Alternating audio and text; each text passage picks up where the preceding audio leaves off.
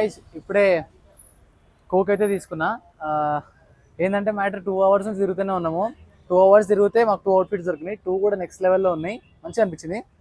కాకపోతే ఓపిక లేదు. ఎండ రోజు ఇంట్లో ఉంటాము, నీడ ఉంటుంది, వెదర్ కూల్ ఉంటుంది. ఎందుకు ఈరోజు బయటికి రాగానే ఎండ గట్టిగా కొడుతుంది.